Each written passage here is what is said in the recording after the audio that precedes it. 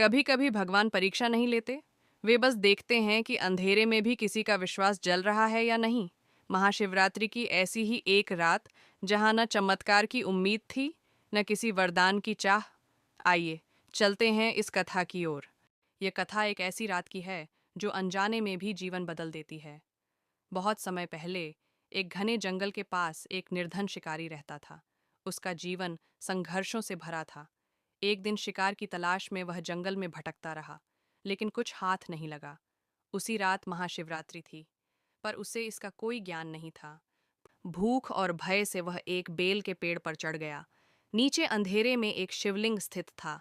रात भर जागते रहने के लिए वह बेल पत्र तोड़ तोड़ कर नीचे गिराने लगा। ओस की बूंदें भी पत्तों के साथ शिवलिंग पर टपकती रहीं। पहला प्रहर बेलपत्र अर्पण, दूसरा प्रहर जल अभिषेक, तीसरा प्रहर अनजाने में शिव स्मरण, चौथा प्रहर पूर्ण जागरण। उसे पता ही नहीं चला कि अज्ञानवश उसने महाशिवरात्रि का पूर्ण व्रत कर लिया। प्रातः होते ही उसका जीवन समाप्त हुआ। यमदूत उसे लेने आए, तभी आकाश प्रकाश से भर गया। भगवान शिव प्रकट हुए। भगवान शिव ने कहा, भक्ति नियमों से नहीं, भावना से होती है। इसने मंत्र नहीं जाने, पर संयम और श्रद्धा रखी। यमदूत लौट गए। शिकारी को मोक्ष प्राप्त हुआ। तभी से महाशिवरात्रि को वह रात्रि माना जाता है जहां अनजानी भक्ति भी शिव स्वीकार कर लेते हैं। कथा का संदेश: जो अहंकार त्याग कर संयम और श्रद्धा से शिव को स्मरण करता है, उसके जीवन का अंधकार स्वयं मिट जाता है। ओम नमः शिवाय। उसी गांव में एक गरीब विधवा स्त्री रहती है। उसके चेहरे पर थकान है, लेकिन आंखों में श्रद्धा। महाशिवरात्रि की रात, चारों ओर अंधेरा और ठंडी हवा।